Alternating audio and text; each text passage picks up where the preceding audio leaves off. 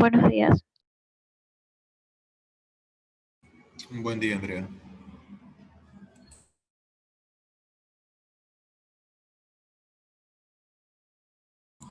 Buen día, doctor. Buen día, Edson. ¿Cómo estás?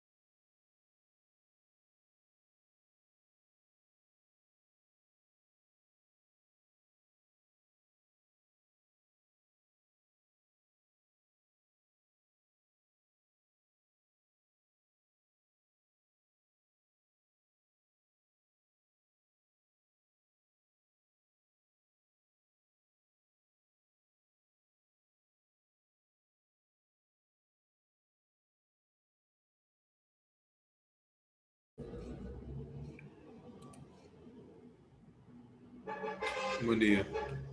El día de hoy, miércoles 4 de noviembre del 2020, exactamente a las 11:17 de la mañana, vamos a dar inicio a esta clase para la continuación del análisis de los numerales del artículo 66 de nuestra Constitución y posterior a eso, poder avanzar al tema de principios de participación establecido en el artículo 95 de nuestra Constitución. Para esto, en primer lugar, quisiera hacer una retroalimentación acerca del deber enviado, acerca de los numerales del 15 al 25, y para eso voy a solicitar la participación de 3 de ustedes. En primer lugar, quisiera escuchar, por favor, a Andrea Valdivieso, acerca de qué numeral le pareció interesante desde el número 15 hasta el 25. Buen día, Andrea.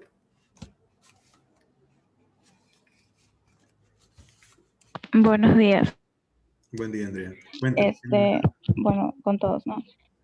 Eh, en realidad, bueno, no tengo mi deber aquí, pero puedo decir, obviamente, el que me pareció interesante. Y es el derecho a la libertad de trabajo. Ya, ya que se menciona que pues todos tenemos el derecho de tener un trabajo digno y poder ofrecer nuestros servicios lícitos y personales, pero no tenemos que ser forzados a darlos gratuitamente o ser forzados a hacer algo que esté mal. Entonces,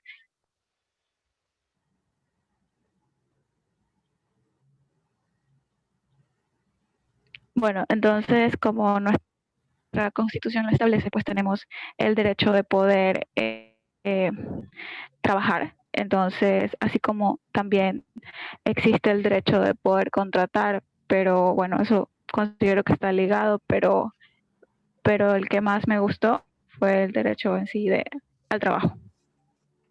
Listo, gracias, Andrea. Seguimos con Michelle Hernández, por favor. Buen día, Michelle.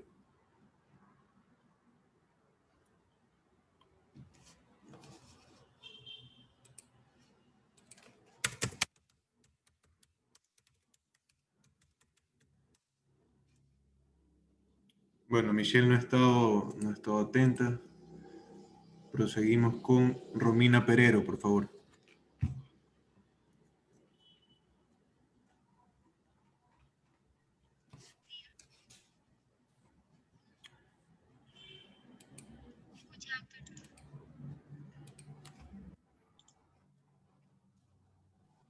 Buen día, Romina. Para mí el más importante fue el derecho a la libertad de trabajo, ya que toda persona tiene derecho a un trabajo lícito, libremente escogido, y a realizarse con condiciones dignas y justas. Como todos sabemos, el derecho al trabajo es intrínseco a la condición humana y lo tomamos al mismo momento el momento en que nacemos, el cual nos permite desarrollarnos y cumplir todos nuestros propósitos. Ok, listo, gracias. Seguimos, por favor, con Melanie Mazón. Buen día, Melanie. Buenos días. Bueno, para cambiar un poco, creo que para mí el numeral que más me llamó la atención fue el numeral 15. En este nos exponía sobre el derecho a desarrollar actividades económicas, ya sea de forma individual o grupal, colectiva. Me parece muy importante este derecho ya que nos da la atribución de poder generar ingresos económicos y desarrollar oportunidades para la población en general. Y esto va a ser un gran desarrollo tanto para personalmente como en escala nacional del país. Listo, gracias. El desarrollo de actividades económicas, recordar que asimismo tiene que estar acorde a las ordenanzas de cada GAT, ¿no? Esa es la idea. No se vulneran derechos, sino se establecen requisitos, tal cual les había comentado en la clase anterior. La diferenciación entre vulnerar derechos y establecer requisitos, ¿no? O establecer cuestiones con el fin de precautelar el orden público. Proseguimos entonces, ya hecha la retroalimentación, con el numeral 26 del artículo 66 de nuestra Constitución, que manifiesta lo siguiente. Voy a proceder a leerlo. El derecho a la propiedad en todas sus formas con función y responsabilidad social y ambiental. El derecho al acceso a la propiedad se hará efectivo con la adopción de políticas públicas, entre otras medidas. Ya manifestado esto, podemos citar como concordancia constitucional los artículos establecidos en el 321, 322, 323 y 324 de nuestra Constitución. ¿Por qué se constituyen como concordancia? En primer lugar, el 321 reconoce el derecho a la propiedad en todas sus formas, ya sea pública, privada, comunitaria, estatal, entre otras, y que dicha propiedad deberá cumplir con la función social y ambiental. ¿A qué llamamos función social? Para esto tenemos que ver el artículo 282 de nuestra Constitución, que asimismo prohíbe lo que son los latifundios, es decir, las concentraciones de tierras de un mismo dueño que no están siendo explotadas. ¿Qué entendemos entonces por función social? La función social es un principio jurídico que une el derecho de la propiedad con el bien común. Es una obligación mediante la cual se busca una armonía entre los intereses individuales del propietario frente a los intereses de la colectividad, incentivando de esta manera al propietario a producir su tierra completamente y en base a esta sana explotación, proceder posteriormente a la comercialización de los bienes productivos, como pueden ser, por ejemplo, trigo, leche, huevo, para su posterior desarrollo, ¿no? Entonces, el propietario se encargará de comercializar todos aquellos bienes o todos aquellos bienes productivos hacia todas las personas en sociedad que no tengan aquella oportunidad para poder producir, es decir, que no cuenten con tierra, ¿no? El artículo 322, en concordancia con el numeral 66, garantiza asimismo lo que es la propiedad intelectual, referente, por ejemplo, a marcas. Dichas marcas podrán ser registradas en el IEP, Instituto Ecuatoriano de Propiedad Intelectual, y actualmente en lo que es llamado SENADI, Servicio Nacional de Derechos Intelectuales. En el caso de que un tercero produzca, valga la redundancia, productos de análoga calidad o de análogo diseño a los que han sido registrados, a las marcas registradas, la persona afectada, la empresa afectada, la sociedad afectada, podrá aplicar el tipo penal de falsificación de marcas y piratería lesiva contra los derechos de autor, establecido en el artículo 208.a o 208.1, establecido en el COIP, ¿no? Vale la pena recalcar que en el SENADI se va a marcar hasta el mínimo detalle de cada marca. Ejemplo, en Adidas se marcarán las 3 rayas laterales y nadie podrá utilizar un diseño análogo a este. O, bueno, en el caso de que lo haga, la persona afectada podrá acudir a los órganos jurisdiccionales pertinentes. Proseguimos entonces con el artículo 323, que determina que las entidades del Estado podrán aplicar lo que es la expropiación. La expropiación significa o sucede cuando la administración pública limita el derecho a la propiedad de una persona a través del cual el Estado priva de un determinado bien a su titular con fines de utilidad pública, ya sea para obras públicas, ya sea para servicios públicos. Es decir, el Estado, por ejemplo, quiere que pase una calle o quiere crear una calle por donde se encuentra la casa de una persona. Podrá expropiar su bien, lógicamente a un valor menor al que podría venderlo, es decir, el valor que se encuentra en el catastro municipal. Sin embargo, será justificado por obras públicas o servicios públicos. Entonces, se establecerá lo que es la supuesta justa valoración, la indemnización y pago de conformidad con la ley, ¿no? Respecto al artículo 324, se garantizará la igualdad de derechos y oportunidades para hombres y mujeres para poder acceder a la propiedad, para poder comprar terrenos, para poder ser propietarios de diversos inmuebles, ¿no? Posteriormente tenemos el numeral 27 del artículo 66, acerca de un ambiente sano y acerca de la disminución de la contaminación. Por supuesto, presento la concordancia con el artículo 14 de la Constitución de la República del Ecuador, que es un derecho del buen vivir, como ya lo habíamos visto en anteriores clases. Será necesario citar una sentencia sin precedentes por parte de la Corte Interamericana de Derechos Humanos que se dio este año, el 2 de abril del 2020, en el renombrado caso en Argentina llamado Laca-Coat contra el Estado de Argentina. En este caso, el Estado conocía de actividades de tala y ganadería en territorio indígena que causaban deterioro del medio ambiente, impedían el acceso al derecho de agua, al derecho a tener un medio ambiente sano, entre otras circunstancias. Sin embargo, el Estado no tomó ninguna medida para poder erradicar o para poder evitar que se siga perpetrando la vulneración de derechos.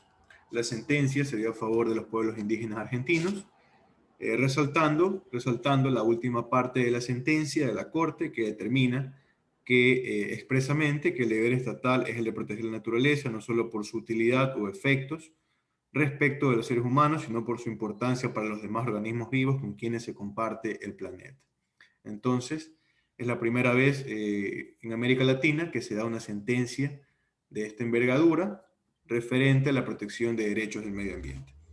En este contexto podemos entender que la reclamación de derechos que antes se consideraba infructuosa, ya sea para el ámbito del medio ambiente.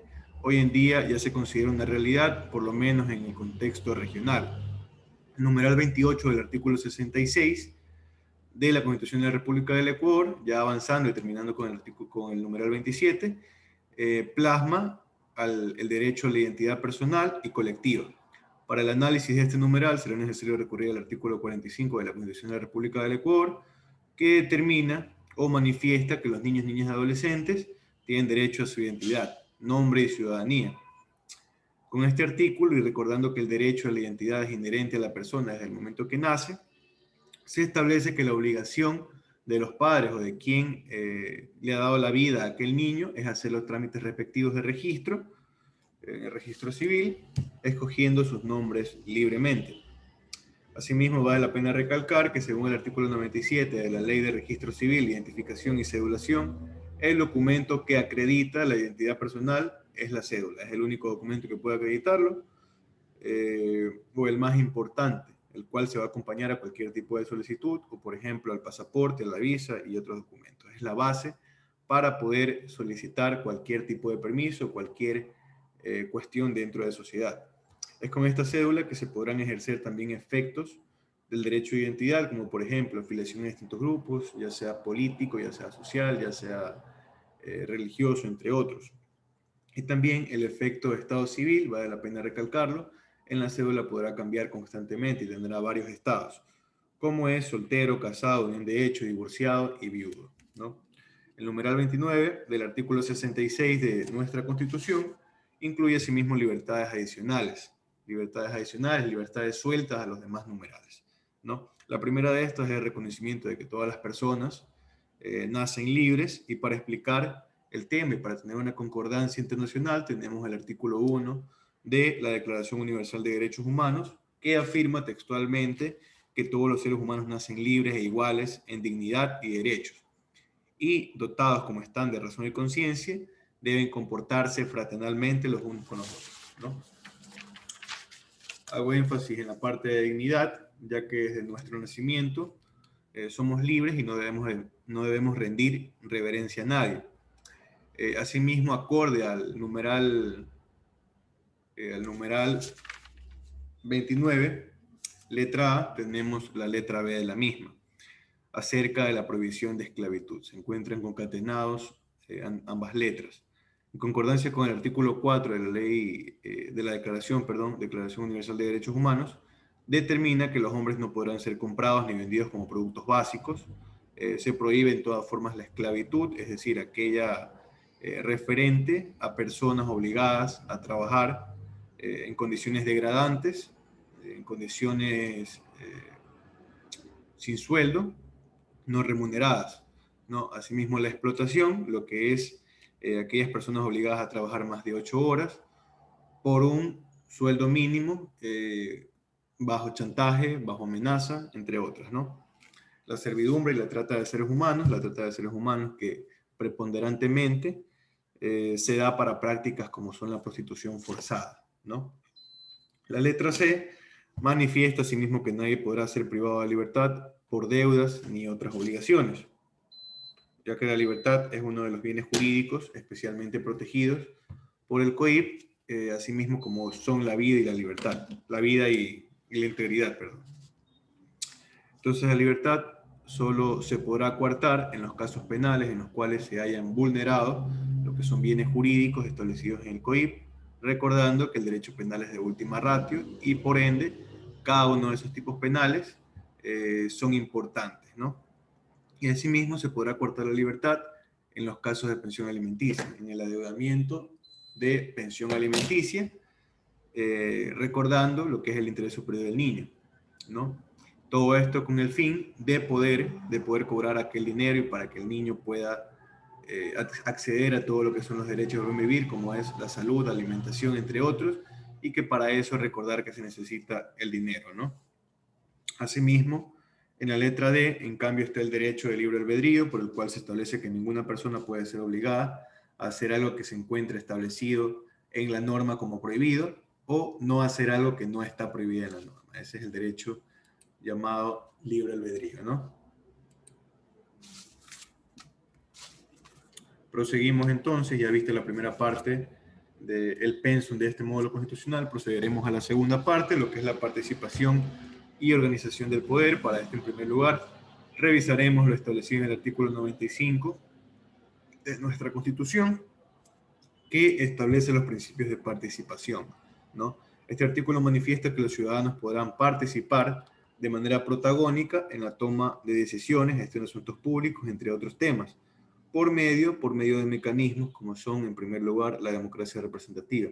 ¿Qué significa democracia representativa?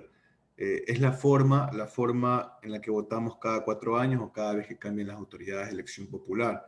Es decir, como efectivamente lo hacemos por medio del voto universal, secreto y escrutado públicamente, con el objeto de elegir autoridades, como ya lo manifesté, de elección popular, como son presidente y vicepresidente, asambleístas nacionales, asambleístas provinciales, prefectos, viceprefectos, también los que son los representantes del Parlamento andino, alcaldes, concejales urbanos, concejales rurales, vocales de juntas parroquiales, entre otros, ¿no?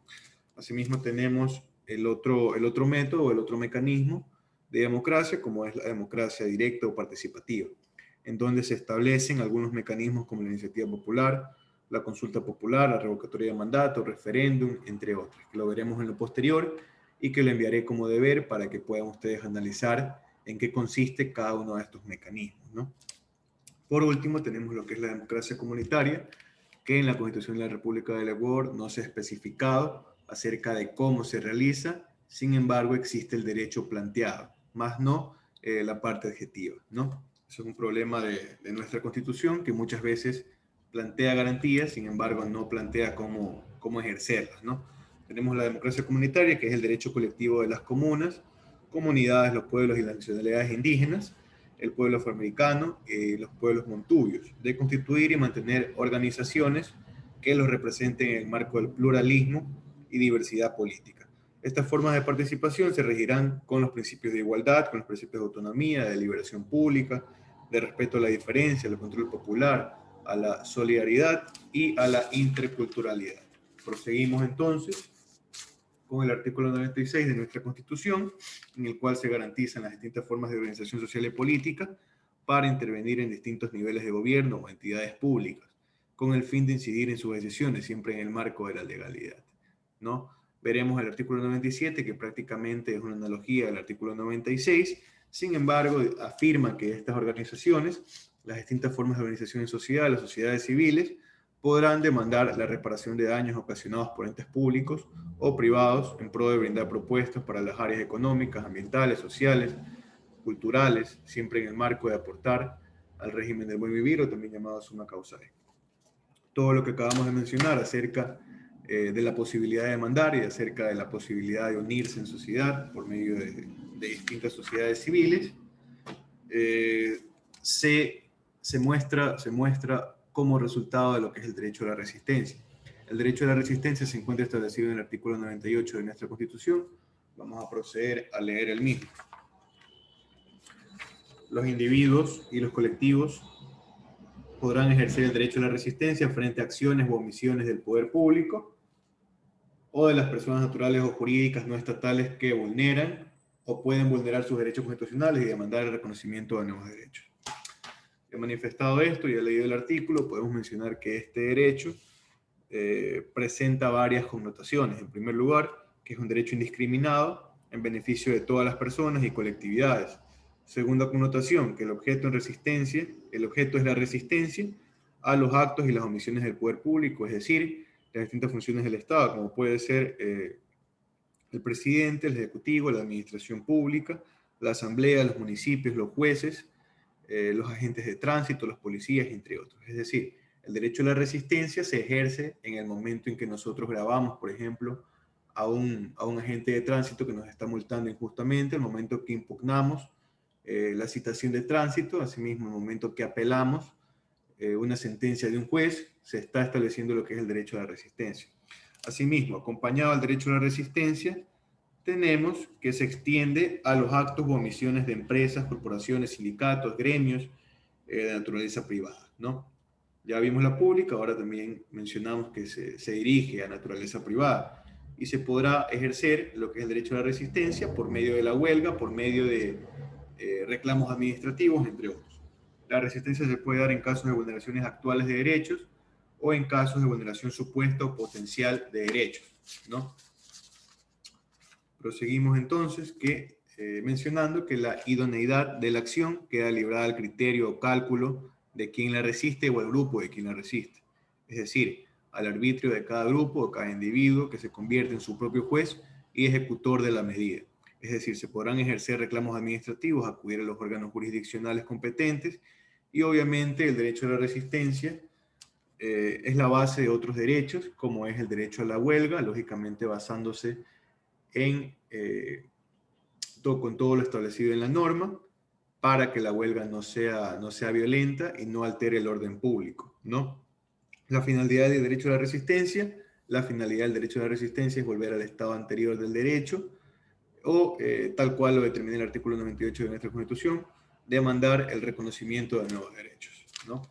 El artículo 99 de la Constitución de la República del Ecuador trata sobre la acción ciudadana. Vamos a proceder a leer lo que es la acción ciudadana. La acción ciudadana se ejercerá en forma individual o en representación de la colectividad cuando se produzca la violación de un derecho o la amenaza de su afectación. Será presentada ante autoridad competente de acuerdo con la ley. El ejercicio de esta acción no impedirá las demás acciones garantizadas en la Constitución y en la ley. Entonces definimos que la acción ciudadana es una modalidad de participación ciudadana, la cual se identifica como una garantía constitucional y tal cual los vimos, se plantea de una forma general y abierta en la Constitución de la República del Ecuador, sin especificar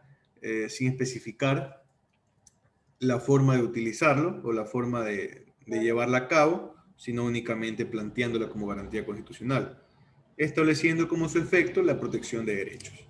La generalidad de esta acción deja la duda en quién tiene la titularidad de su acción, en qué casos se la puede plantear, si solo es ante la violación de derechos o también en forma preventiva, y si su objeto está orientado a todos los derechos, sean o no constitucionales, o solamente se la podría plantear ante derechos de participación. Se dejan todas estas interrogantes en la aplicación de esta acción ciudadana. La acción ciudadana fue concebida en la Constitución del 2008, no se encuentran registros a nivel mundial de este tipo de acción. Sin embargo, se presentan concordancias con las constituciones o las legislaciones de Colombia y de Bolivia. Sin embargo, en Bolivia y en Colombia, vale la pena recalcarlo, solo se puede aplicar en derechos colectivos, más no en derechos singulares, tal cual se establece la opción en la Constitución ecuatoriana. El artículo 100 menciona también que en los niveles de gobierno se conformarán instancias de participación integradas por autoridades electas, ya sea concejales, ya sea asambleístas, entre otros. Representantes del régimen independiente, es decir, representantes de la función ejecutiva. En este caso, en cada GAT o en cada jurisdicción será el gobernador. Y representantes de la sociedad civil, es decir, personas que han sido designadas por la sociedad civil para que se pueda dar la reclamación de derechos o distintos tipos de solicitudes, ¿no? Estas instancias de participación se formarán para elaborar planes y políticas nacionales, locales y sectoriales, para definir agendas de desarrollo, para fortalecer procesos de comunicación y para realizar mecanismos permanentes de transparencia. La forma de exteriorizar lo manifestado en este artículo es por medio de reuniones periódicas, por medio de rendición de cuentas, por medio de audiencias públicas, por medio de veedurías, por medio de asambleas, por medio de cabildos populares, por medio de consejos consultivos, observatorios, entre otros. Esas son las formas de instancias de participación, las formas que tenemos de comunicarnos, en este caso, con los representantes de la sociedad, los representantes con los representados. Ahora, será necesario definir algunos de estos mecanismos, como es en primer lugar la audiencia pública. La audiencia pública constituye una instancia de participación en el proceso de toma de decisión administrativa o legislativa, en la cual la autoridad responsable de la misma habilita un espacio institucional para que todos aquellos que puedan verse afectados o tengan un interés particular expresen su opinión respecto a ella, ¿no? Asimismo tenemos las veedurías ciudadanas, que son mecanismos de control social mediante las cuales los ciudadanos ejercen su derecho de participación para el seguimiento, vigilancia y fiscalización de la gestión pública. Es decir, todos aquellos ciudadanos que deseen fiscalizar cualquier tipo de obra, cualquier tipo de transición, por ejemplo, de un GAT a otro, de un GAT saliente a un GAT venidero, podrán hacerlo, evitando de esta manera que se den los sobreprecios, vigilando constantemente la acción de la función pública. Asimismo, tienen carácter cívico, voluntario, independiente y neutral. Cívico es decir, que no reciben un centavo por la realización de este trabajo, por la veeduría, ¿no? Recalcar, asimismo, que no persigue el interés o beneficio personal y su objetivo principal es la prevención de actos de corrupción. Como ya les manifesté, un ejemplo común puede ser la transición que existe entre un GAT saliente con un GAT venidero, y asimismo en las obras, como pueden ser la metrovía, en las obras como puede ser el trolebús, entre otras circunstancias, se podrá ejercer veedurías ciudadanas para evitar la corrupción. Asimismo, los veedores se regirán a ciertos requisitos y deberán evitar incurrir en las prohibiciones del artículo 16 y 17 del Reglamento General de Veedurías Ciudadanas, ¿no? En el caso de que concurran a estos artículos 16 y 17, el Consejo de Participación Ciudadana y Control Social deberá en este caso relevarlos de su función de veedor. Ahora, los consejos consultivos son mecanismos de asesoramiento que se constituyen en espacios y organismos de consulta. Su función es meramente consultiva. Las autoridades o las instancias mixtas o paritarias podrán convocar en cualquier momento a dichos consejos. Se conforman por ciudadanos o ciudadanas o por organizaciones civiles, ¿no? Pueden integrar grupos de profesionales, técnicos o personas, de preferencia con gran experiencia o conocimiento sobre el tema en consulta, ¿no? La base legal de los consejos consultivos son el artículo 61, el artículo 95 y el artículo 80 de la Ley Orgánica de Participación Ciudadana. Por ejemplo, existe cierta cuestión tributaria que debe tratarse. En este caso se acudirá a los consejos consultivos, que son profesionales que podrán debatir esta cuestión con los representantes para de esta manera evitar conflictos en la legislación, evitar lagunas legales, ¿no? El artículo 101 trata acerca de la silla vacía. La silla vacía es un mecanismo de participación ciudadana dispuesto en la Constitución de la República del Ecuador y que los gobiernos municipales han regulado en sus ordenanzas con el ánimo de resolver asuntos puntuales en la comunidad. Para hacer uso de la silla vacía se debe cumplir con ciertos requisitos, como estar en el goce de los derechos de ciudadanía en caso de representar a una organización social, adjuntar su delegación o nombramiento, que manifieste que se encuentre representándola por parte de la organización de hecho o derecho a la que representa, ¿no? Además deberá presentar cédula de identidad y declaración de no mantener conflicto de interés personal, laboral, administrativo ni de orden político partidista, o que tengan litigios pendientes o sentencias ejecutoriadas en conflicto con la municipalidad. Es decir, se podrá aceptar a personas que tengan sentencias ejecutoriadas cuando sean de otra índole, pero no cuando sean en contra de la municipalidad. El trámite para silla vacía es que el interesado deberá presentar la solicitud entre 48 horas y 3 horas antes a la fecha y hora de tratar el punto de orden en el cual manifiesta su interés particular en las deliberaciones de un tema específico. Es decir, una vez receptada su petición, el secretario general califica si cumple o no con los requisitos a fin de notificar a la persona para que haga uso de la silla vacía. Asimismo, la característica fundamental de este mecanismo es que se otorgará voz y voto, a diferencia de las comisiones, en donde solo se establecerá voz para aquellas personas, ¿no? Voz y voto para la persona que usa la silla vacía, y asimismo en cuanto a la administración para ser aquel representante en silla vacía, se considerarán parámetros como la interculturalidad, la plurinacionalidad, la relación interregional, capacidades diferentes, inclusión y paridad de género, con el propósito de evitar que sean las mismas personas las que ocupan este espacio. Asimismo, recordando lo que es el principio de no discriminación y el principio de igualdad formal y material. Igualdad formal, la identidad de norma para todas las personas, y la igualdad material, es decir, que se aplica la norma con las especificaciones necesarias de quién va dirigido, es decir, a personas que, por ejemplo, hayan sido objeto de discriminación, objeto de marginación durante toda su historia, como el pueblo afroamericano, o personas con capacidades distintas o problemas de discapacidad, ya sea física, ya sea de cualquier índole, psicológica, entre otras, tendrán ventaja para poder entrar o ser representante de esta silla vacía. Eso ha sido la clase por el día de hoy, lógicamente acorde al tiempo pactado de clase, de 45 minutos. Y asimismo, como último punto, quisiera recordarles que el deber ya se encuentra subido a la plataforma en modo. Este deber consiste en la realización de los artículos desde el 103 hasta el 111, que son correspondientes a la democracia directa y a las organizaciones políticas, del 103 al 111. Dicho deber podrá recibirse hasta el domingo a las 12 de la noche para que tenga un tiempo prudente para su realización. Eso ha sido todo por el día de hoy. Asimismo, desearles un feliz inicio de semana. Muchas gracias. Gracias. Gracias, doctor. Gracias, pasen muy bien. Muchas gracias. Gracias.